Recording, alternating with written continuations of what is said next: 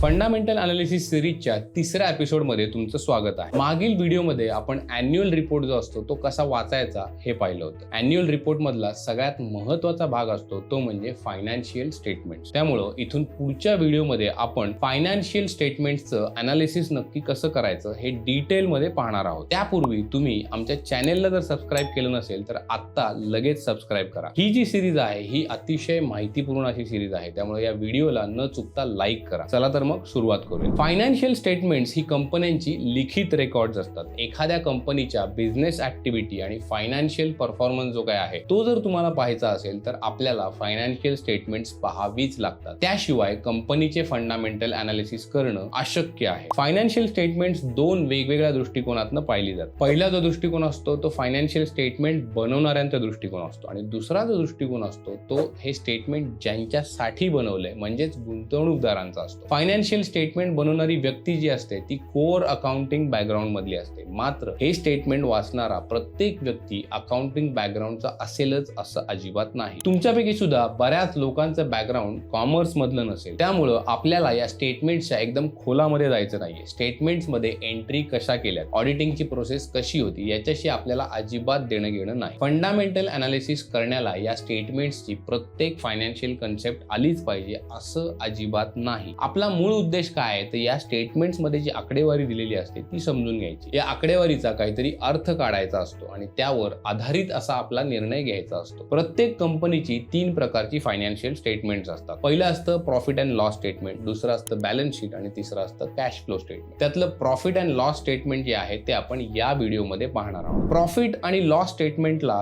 Short मध्ये P&L statement किंवा income statement असं सुद्धा म्हटलं जातं. एखाद्या कालावधीमध्ये कंपनीचा रेव्हेन्यू, खर्च, टॅक्स आणि डिप्रिसिएशन, नेट प्रॉफिट तसेच EPS या सगळ्यांची समरी जी असते ती या P&L स्टेटमेंट मध्ये दिलेली असते. मागच्या व्हिडिओमध्ये आपण दीपक नाइट्राइट या कंपनीचा अॅन्युअल रिपोर्ट पाहिला होता. त्यातल्या बऱ्याचशा गोष्टी आपण समजून घेतल्या होत्या. आता या रिपोर्ट मधल्या फायनान्शियल स्टेटमेंट्स वर आपण जाणार आहोत आणि त्याचा आपण स्टडी करणार आहोत. स्टेटमेंट या रिपोर्टच्या पेज नंबर 399 वर consolidated statement of profit and loss असं आपल्याला दिसतंय. स्टँड अलोन स्टेटमेंट ऐवजी कन्सॉलिडेटेड स्टेटमेंट का पाहायची हे आपण मागच्या व्हिडिओमध्ये पाहिलं होतं. सगळ्यात आधी आपण या स्टेटमेंटचं हेडर बघूया. स्टेटमेंट मधली आकडेवारी जी आहे ती 31 मार्च 2023 अखेरची आहे असं इथे त्यांनी नमूद केले. म्हणजे 1 एप्रिल 2022 ते 31 मार्च 2023 या एका वर्षासाठी ही आकडेवारी त्यांनी दिलेली आहे. स्टेटमेंट मधली सगळी आकडेवारी कोटी रुपयांमध्ये आहे. या स्टेटमेंट मध्ये एकूण 4 कॉलम आहेत. पहिल्या कॉलम मध्ये प्रत्येक गोष्टीचा तपशील दिलेला आहे. त्या पुढील कॉलम मध्ये नोट्स आहेत. नोट्स काय असतात हे सुद्धा आपण मागच्या व्हिडिओमध्ये पाहिलं होतं. प्रत्येक तपशिलाची डिटेल मध्ये जर तुम्हाला माहिती हवी असेल तर आपण ती नोट्स मध्ये पाहू शकतो. नोट्स ज्या असतात त्या अॅन्युअल रिपोर्टच्या शेवटी दिलेल्या असतात. स्टेटमेंटच्या पुढच्या 2 कॉलम मध्ये आपल्याला आकडे दिलेले दिसतात. तिसऱ्या कॉलम मधले आकडे जे आहेत ते या सध्याच्या वर्षाचे आहेत, तर चौथ्या कॉलम मधले आकडे जे आहेत ते मागील वर्षाचे आहेत. मागील वर्षीच्या कामगिरी बरोबर तुलना करण्यासाठी हे 2 कॉलम तुम्हाला दिलेले आहेत. तर आता या स्टेटमेंट मधल्या प्रत्येक आयटम आपण लाईन बाय लाईन पाहणार आहोत. चला तर बघूया. कंपनीचं इन्कम जे आहे ते सगळ्यात वर म्हणजे पहिल्या लाईनला असतं. कंपनीचं रेव्हेन्यू, ज्याला कंपनीचं टॉप लाईन असं सुद्धा म्हटलं जातं. रेव्हेन्यूचे इथे 2 पार्ट केलेले आहेत. कंपनीचा रेव्हेन्यू फ्रॉम ऑपरेशन जो आहे तो 7,972 कोटी रुपये इतका दिसतोय. याला आपण सेल्स म्हणतो. मागील आर्थिक वर्षामध्ये कंपनीचे सेल्स 6,802 कोटी रुपये होते. म्हणजे 2023 वर्षामध्ये सेल्स मध्ये बऱ्यापैकी वाढ झालेली आहे. आता हा सेल्स आणि रेव्हेन्यू नेमका कुठून आला आणि कसा आला याची माहिती इथे दिलेली नाही. ही माहिती आपल्याला नोट्स मध्ये मिळेल. इथे दाखवल्याप्रमाणे यासाठी आपण 28 नंबरची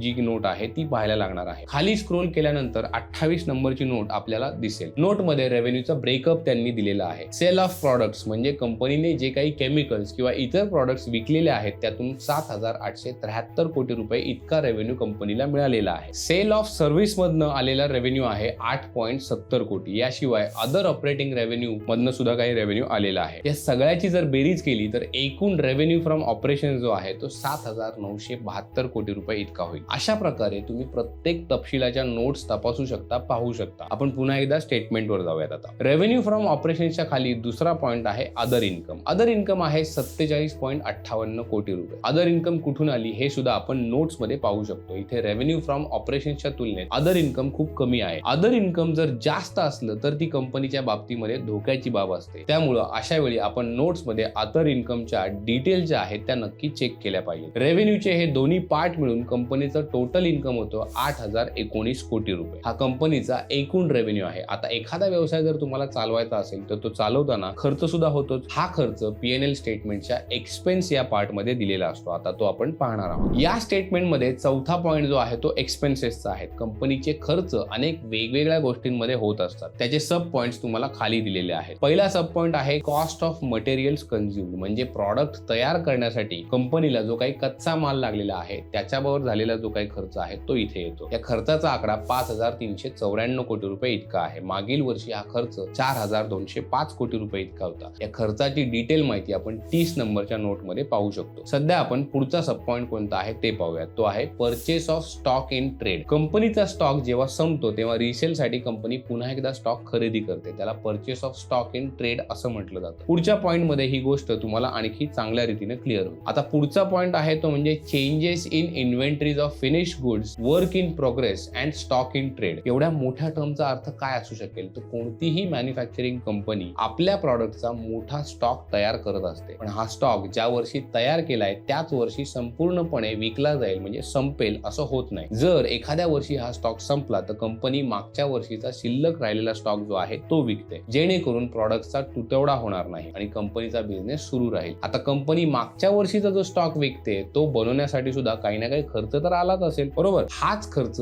P&L स्टेटमेंटच्या या सेक्शन मध्ये तुम्हाला दाखवला जातो. 191.11 कोटी हा चेंजेस इन इन्व्हेंटरीचा आकडा आहे. तर हे झालं स्टॉक कमी पडल्यानंतरच्या वर्षीची गोष्ट. परंतु ज्या वर्षी कंपनी आपला संपूर्ण स्टॉक जो आहे तो विकत नाही त्या वर्षी काय, तर अशा वर्षामध्ये हा आकडा निगेटिव्ह मध्ये असतो, जेणेकरून जे प्रॉडक्ट विकलेच गेलेले नाहीये त्यांचा खर्च P&L स्टेटमेंट मध्ये ऍड होणार नाही. या स्टेटमेंट मध्ये हा आकडा तुम्हाला कंसामध्ये दिलेला आहे, म्हणजे तो निगेटिव्ह आहे. याचा अर्थ कंपनीने या वर्षी जेवढे प्रॉडक्ट्स बनवले त्यातले सगळे प्रॉडक्ट्स विकलेले नाहीत. त्यामुळे ज्या गोष्टी विकल्या नाहीत त्यांचा खर्च जो आहे तो सुद्धा P&L स्टेटमेंट मध्ये ऍड होणार नाही. नोट नंबर 31 मध्ये आपल्याला याच्या सगळ्या डिटेल्स मिळतील. एक्सपेन्सेस मधला चौथा सब पॉइंट आहे तो म्हणजे एम्प्लॉई बेनिफिट एक्सपेन्स. शब्दावरूनच तुम्हाला अर्थ समजला असेल. कंपनीने सॅलरी, PF आणि एम्प्लॉई वेलफेअर मध्ये जो खर्च केलेला आहे तो एम्प्लॉई बेनिफिट एक्सपेन्स असतो. या कंपनीचा एम्प्लॉई बेनिफिट एक्सपेन्स 318 कोटी रुपये आहे. इथे लक्षात घेण्यासारखी एक गोष्ट आहे, 8,000 कोटी रुपये रेव्हेन्यू कमावणारी कंपनी आपल्या एम्प्लॉईजवर फक्त 318 कोटी रुपये खर्च करते आहे. एक गुंतवणूकदार म्हणून आपल्यासाठी ही गोष्ट नक्कीच महत्वाची आहे, पण एक एम्प्लॉई म्हणून या गोष्टीचा जरा विचार करायला नक्कीच पाहिजे. आता आपण पुढच्या मुद्द्याकडे येऊयात, जो आहे पॉवर अँड फ्युएल एक्सपेन्सेस. हा एक्सपेन्स जवळपास 542 कोटी रुपये आहे. कंपनीला मॅन्युफॅक्चरिंग करण्यासाठी लागणाऱ्या इंधन आणि ऊर्जेसाठी किती खर्च आला याचा हा आकडा आहे. एक्सपेन्स पासून पुढचा सब पॉइंट आहे फायनान्स कॉस्ट. कंपनीने आपल्यावर कर्ज जे आहे त्या कर्जाच्या व्याजापायी जी रक्कम खर्च केलेली आहे ती यामध्ये येते. इथे हा आकडा 24.78 कोटी रुपये इतका आहे. आता सांगितलेली आकडेवारी जर तुम्हाला सहज समजत असेल तर व्हिडिओला एक लाईक नक्की करा, कारण या गोष्टी मी तुम्हाला अतिशय सोप्या पद्धतीने सांगत आहे. व्हिडिओचा एखादा पार्ट तुम्हाला समजत नसेल तर पुन्हा एकदा रिवाइंड करा आणि तो व्हिडिओ परत पहा. तरीही समजलं नाही तर कमेंट बॉक्स आहे, तिथं तुमचे डाऊट्स नक्की विचारा. आपण या कंपनीचा P&L रिपोर्ट जो आज पाहिलेला आहे, आता उरलेला अर्धा भाग जो आहे तो आपण पुढच्या व्हिडिओमध्ये कंटिन्यू करणार आहोत. जितके जास्त लाईक्स येतील तितक्या लवकर तुम्हाला पुढचा व्हिडिओ पाहायला मिळेल. सध्यासाठी आपण इथे थांबूयात. पाहत राहा पैसा पाणी.